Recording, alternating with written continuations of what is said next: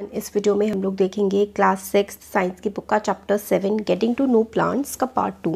इससे पहले पार्ट 1 हमने बना लिया है और वो अवेलेबल है। आप लोग कमेंट सेक्शन में जा कर के सबसे ऊपर जो कमेंट होगा उसमें प्लेलिस्ट पूरी मिल जाएगी, जिसमें सारे के सारे चैप्टर्स जो कवर कर रखे हैं वो मिल जाएंगे और इसका फर्स्ट पार्ट भी मिल जाएगा। तो हम लोगों ने लीफ का देख लिया था कि पेटियोल, लेमिना, मिड्रीब, ये सारा का सारा ये पार्ट हमने कवर कर लिया था। अब हम लोग यहाँ से देखते हैं कि जो वाटर ना लीफ से बाहर निकलता है, water comes out of the leaf in the form of vapour by the process called transpiration. तो जैसे कि हमारा इवेपोरेशन का प्रोसेस होता है, हम लोगों ने पढ़ा था कि पानी भाप बन के उड़ जाता है, उसको हम इवेपोरेशन कहते हैं। ह्यूमन बॉडी से भी इवेपोरेशन होता है, हर सरफेस से जहाँ पर पानी है वहाँ पर इवेपोरेशन होता रहता है ना। तो प्लांट की जो लीव्स होती है ना, उसमें से जब पानी भाप बन के ऊपर उड़ जाता है उसको हम लोग ट्रांसपिरेशन कहते हैं। ठीक है। Plants release a lot of water. तो जो प्लांट्स है ना वो काफ़ी सारा पानी रिलीज़ कर देते हैं हवा में इस प्रोसेस के थ्रू। तो हम लोग और जो है अच्छे से इसका 14 चैप्टर में पढ़ेंगे। तो ये पानी जो है ना इवेपोरेट हो जाता है। तो हमें जैसे कि एक एक्टिविटी टाइप की बता रखी है इसमें, why do we tie a cover around the leaves, कि हम लोग अगर एक कवर सा कर दें तो इवेपोरेट नहीं होगा। अगर जैसे कि हम लोग को एक्टिविटी करनी है, अगर पत्ती है, हमें पता है कि पानी इवेपोरेट होता है, बट हमें प्रूफ के लिए हम क्या करेंगे, एक पत्ती के ऊपर ना एक कवर जैसा पन्नी बांध देंगे। तो थोड़े टाइम के लिए धूप में हम उसे ऐसे ही छोड़ देंगे। फिर हमें पता लगेगा 1-2 घंटे बाद जब हम देखेंगे तो उसके ना पता पन्नी पे नमी सी आ जाएगी। इसका मतलब क्या है कि जो लीफ है वो उसमें से पानी भाप बन के उड़ रहा है। इससे हमें ये समझ में आ जाता है। एक और एक्टिविटी बता रखी है, we would require a leaf. इस एक्टिविटी के लिए हमें एक पत्ती चाहिए, स्पिरिट चाहिए, केमिकल होता है, एक बीकर चाहिए, टेस्ट ट्यूब चाहिए, बर्नर वगैरह ये सारी चीज़ें चाहिए। तो इसमें क्या है करना हमें कि एक हमें पत्ती लेनी है, ठीक है, एक हमें लीफ लेनी है और take a leaf in a test tube. Test tube में हमें एक लीफ डाल देनी है। टेस्ट ट्यूब है ना, ये टेस्ट ट्यूब होती है, इसके अंदर हमें पत्ती डाल देनी है। And pour spirit to completely immerse the leaf. पत्ती डाल देनी है और पूरा इसको स्पिरिट से भर देना है। फिर क्या करना है, now place the test tube in the beaker half filled with water. Place the test tube in the beaker. अब इस टेस्ट ट्यूब को बीकर में रख देना है जो पानी से भरा हुआ है, और नीचे से हमें क्या करना है, नीचे से हमें इसको आग लगा देनी है। आग लगा देनी है मतलब आग जला देनी है, हीट करना है बीकर को। तो ग्रीन कलर जो होगा ना लीफ का, वो come out into the spirit in the test tube. तो जो लीफ का ग्रीन कलर होगा वो टेस्ट ट्यूब में आ जाएगा। Take out the leaf carefully and wash it with water. फिर उसके बाद आपको लीफ निकालनी है और उसको पानी से धो लेना है।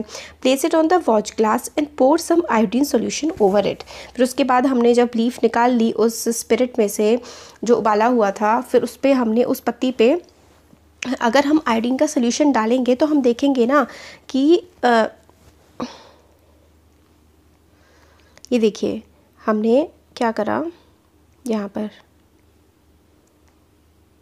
तो ये देखिए जब हमने आयोडीन सोल्यूशन में डाला तो कैसा पर्पल सा हो गया, पर्पलिश कलर्ड लीफ। तो लीफ कैसी हो गई, पर्पल से कलर की हमारी इसमें हो जाती है। तो आपने ऑब्जर्व किया कि जो लीफ है वो पर्पल कलर की हो गई है। फिर इसमें आपने जो स्टार्च का टेस्ट किया था वो पर्पल हो जाता है ना। आयोडीन सोल्यूशन को जब हम कार्बोहाइड्रेट्स पे जैसे कार्बोहाइड्रेट या फिर स्टार्च होता है उस पर जब हम लोग आयोडीन डालते हैं तो पर्पल हो जाता है। तो इससे हमें क्या समझ में आता है कि जो लीफ है उसमें क्या होता है, उसमें स्टार्च होता है। ठीक है। तो potatoes get this starch from there leaves and store it. तो पोटैटो जो है ना, वो जो स्टार्च आता है पोटैटो में, वो लीफ से आता है, वो उसको अपने में स्टोर करके रखते हैं। लीफ प्रिपेयर, लीव्स जो होती हैं, पत्तियां जो होती हैं, वो अपना खाना बनाती हैं सनलाइट में। ठीक है, सूरज की रोशनी में पत्तियां अपना खाना बनाती हैं, और जो ग्रीन कलर की लीफ होती हैं उसमें क्लोरोफिल प्रेजेंट होता है। ठीक है। For this they use water and carbon dioxide. अपना खाना बनाने के लिए वो सनलाइट, वाटर, कार्बन डाइऑक्साइड का इस्तेमाल करती हैं, और इस प्रोसेस को हम लोग फोटोसिंथेसिस कहते हैं। और ऑक्सीजन वो रिलीज़ करती हैं इस प्रोसेस में। ये इंपॉर्टेंट है, बहुत बहुत ज़्यादा, आगे की क्लासेस तक आपका पीछा नहीं छोड़ने वाला है। तो फोटोसिंथेसिस क्या होता है, लीफ अपना खाना बनाती हैं सनलाइट की और वाटर की और कार्बन डाइऑक्साइड की प्रेजेंस में, और ऑक्सीजन वो बाहर निकालती हैं इस प्रोसेस में।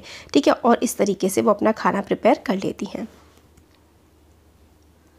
हम लोगों ने we have seen the stem supplies leaf with water. तो जो स्टेम है वो लीव्स को पानी पहुंचाती हैं। लीफ जो है इस पानी का इस्तेमाल करती हैं खाना बनाने के लिए। लीव्स जो है वो लूज़ भी करती हैं वाटर ट्रांसपिरेशन की हेल्प से। तो how do the stem and leaves get water. Stem and leave जो है वो ज़मीन में से पानी लेती हैं, किसकी हेल्प से, रूट की हेल्प से। तो अब वही देखते हैं। तो इन्होंने एक प्लांट 2 एक्टिविटीज़ वगैरह ये लोग कर रहे हैं। तो इस तरीके से ऊपर से आप पानी डाल रहे हैं ना, और ये साइड से ऐसे करके, जड़ों में पानी नहीं डाल रहा है, सिर्फ पत्ती पे पानी डाल रहा है। तो ये 2 एक्टिविटी है कि ये क्या कर रहा है, बूझो सिर्फ पत्तियों पे पानी दे रहा है, और पहेली जो है पत्तियों के ऊपर से पानी दे रही है ताकि वो जड़ में पहुंच जाए।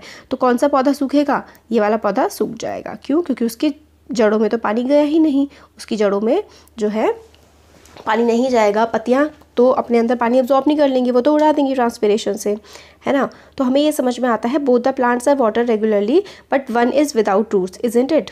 ठीक है, तो दिक्कत हो जाएगी उसमें, और वो ऊपर से अच्छा सा नहीं चल पाएगा। अगर आप लोग चने भिगो देते हैं उसको कई दिनों के लिए, 1-2 दिन के लिए ऐसे ही छोड़ देते हैं, तो उसमें ये स्प्राउटिंग हो जाती है ना। तो ये भी क्या होती है, ये भी चने की रूट्स होती हैं। तो इस एक्टिविटी में हमें यही समझ में आता है, दिस इज़ बिकॉज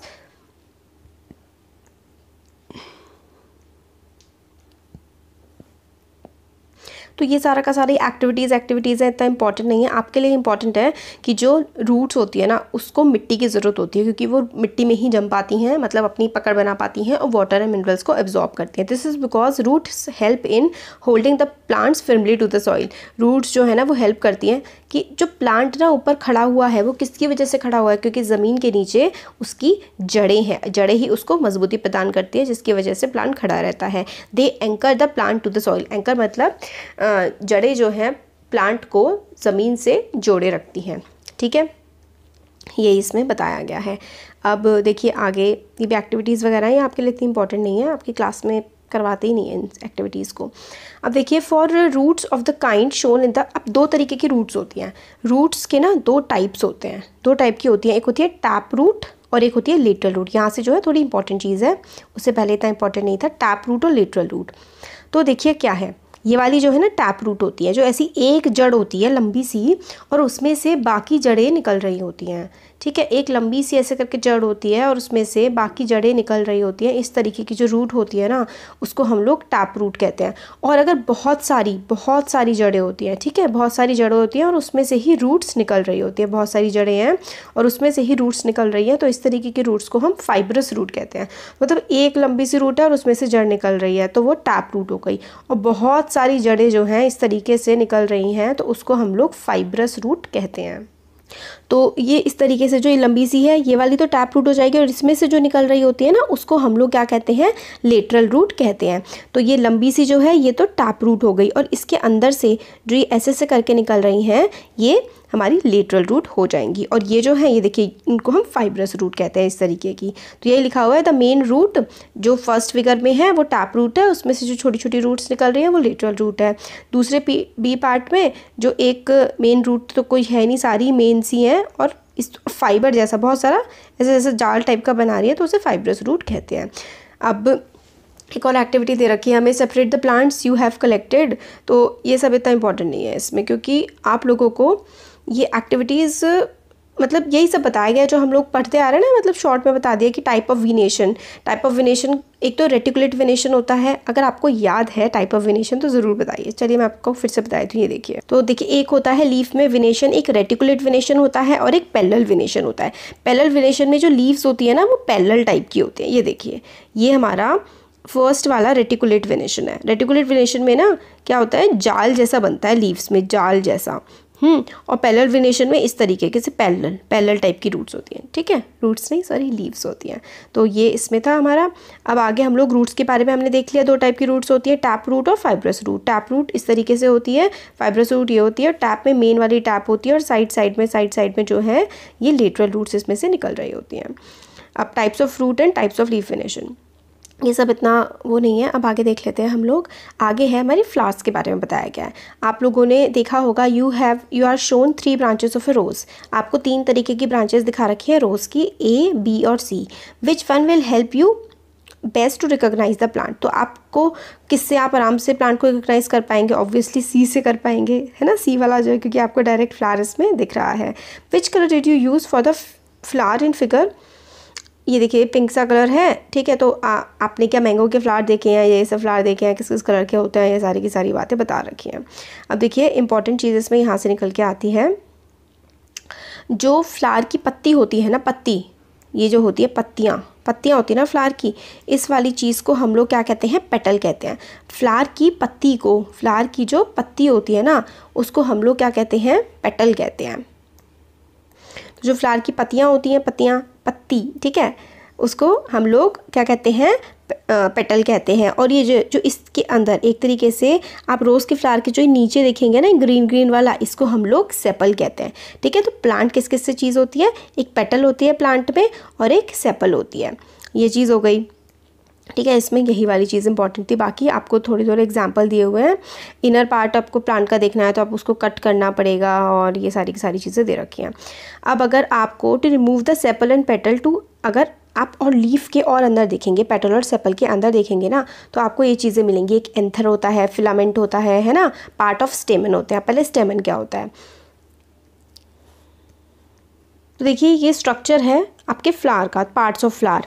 तो सबसे नीचे तो हम लोगों ने देखा था पेटल्स और सेपल हमने देख लिया था। नीचे वाला हमारा सेपल होता है और ये पत्तियां जो होती हैं वो हमारी पेटल होती हैं। अब पत्तियों के अंदर आप लोगों ने फ्लावर में एक येलो सी चीज़ देखी होगी, है ना, इस तरीके से। और उसके अंदर ना ऐसे करके ग्रीन कलर के इस शेप का भी एक स्ट्रक्चर होता है। उसमें से ये जो येलो वाला होता है ना, जो ऐसे करके बना होता है, उसके नीचे वाले को हम लोग स्टेमन कहते हैं, और उसके जो ऊपर की साइड होता है ना बना हुआ, उसको हम एंथर कहते हैं। और फ्लावर के अंदर जो है ना वो पिस्टल होता है। अब ये सारा का सारा क्या क्या करता है वो हमें देखना है। देखिए, the inner most part of the flower के जो सबसे अंदर का पार्ट होता है ना, inner most part of the flower is called pistol. तो जो सबसे अंदर का पार्ट होता है, ये देखिए सबसे अंदर का पार्ट है फ्लावर के, सबसे अंदर के पार्ट को हम लोग पिस्टल कहते हैं। ठीक है, सबसे अंदर का पार्ट जो होता है फ्लावर का, उसको हम पिस्टल कहते हैं। If you can not see it completely, तो आपको मतलब थोड़ा सा फाड़ना पड़ेगा फ्लावर को, तब देख सकते हैं। तो सबसे अंदर का पार्ट होता है पिस्टल। अब पिस्टल के ये सारे के सारे पार्ट होते हैं। तो फ्लावर का सबसे अंदर का पार्ट हो गया पिस्टल, और पिस्टल के खुद ये सारे के सारे पार्ट्स हो जाते हैं। क्या क्या पार्ट होते हैं पिस्टल के, ये देखिए, स्टाइल, स्टिग्मा, ओवरी। आपको इन सब के बारे में ज़्यादा बताया नहीं गया है, आपको ये याद करना है। आगे की क्लासेस में जैसे जैसे पढ़ते जाएंगे तो इनका एक्सप्लेनेशन भी आ जाएगा। ठीक है, डी डायग्राम्स का बनाना है आपको, ये सब इसमें बोला गया है। अब अगर आप ये जो है पिस्टल, इसको अगर आप कट कर देंगे इस तरीके से, एक इस तरीके से कट कर सकते हैं और एक इस तरीके से कट कर सकते हैं। तो जो ऐसे करके कट होता है ना, ऐसे करके इसको लॉन्गिट्यूड कहते हैं, और इस तरीके से लिटा के जो इस तरह ऐसे होता है, इसको हम ट्रांसवर्स कट कहते हैं। तो इसके अंदर क्या होते हैं ना, ओव्यूल्स आपको दिख जाएंगे। जब आप इसको कटिंग करेंगे ना लॉन्गिट्यूडनल कट, ट्रांसवर्स कट में, तो आपको ओव्यूल्स या फिर ओवरी दिख जाएगी। ओव्यूल्स और ओवरी जो है ना वो क्या काम करते हैं, ये जो स्ट्रक्चर आपको इस तरीके से दिख रहा है ना, यहाँ पर जब आपने पेटल ये जो था पिस्टल, इसको काटा, तो ये जो ऐसे ऐसे करके वाइट कलर का दिख रहा है, इसको हम लोग ओव्यूल्स बोलते हैं। ठीक है, और इनका जो काम होता है ना, ओव्यूल्स हो गए, पिस्टल हो गया, ये रिप्रोडक्शन के काम में आते हैं। मतलब नए जो प्लांट्स जनरेट होते हैं ना, वो इनकी ही हेल्प से होते हैं। ठीक है, तो देखिए जो नंबर ऑफ पेटल्स, सेपल्स, स्टेमन वगैरह होते हैं ना, ये अलग अलग प्लांट्स में अलग अलग जो फ्लावर्स होते हैं ना वो अलग अलग होते हैं। ठीक है, तो हम लोगों ने इस चैप्टर में पढ़ा लीव्स के बारे में, रूट्स के बारे में और स्टेम्स वगैरह के बारे में। आगे हायर क्लासेस में आपको इन सब के बारे में ढंग से बताया जाएगा। इस चैप्टर में ना आप लोगों को कुछ नहीं बताया गया है। सीरियसली आपको ओव्यूल्स बता दें कि आप काटेंगे तो ओव्यूल्स होगा, बट आपको ये नहीं बताया गया है कि किस तरीके से वर्क करता है ना। और फ्लावर के अंदर के पार्ट्स, अभी आपको सिर्फ पार्ट्स याद करने हैं, इनके फंक्शंस वगैरह जो है ना वो आपके सिलेबस से बाहर हैं अभी। तो सबसे अंदर वाला पार्ट पिस्टल होता है, फिर इसके पिस्टल में हमारे ये इसके ऊपर जो है स्टेमन और एंथर होते हैं। पिस्टल के पार्ट्स हमारे ओवरी, स्टिग्मा, स्टाइल होते हैं, और जो स्टेमन होता है उसमें फिलामेंट होता है जो लंबा सा, ये स्टेमन है, ये वाला देखिए, ये वाला जो ऐसे ऐसे करके है ना लंबा लंबा जा रहा है, ये हमारा स्टेमन है।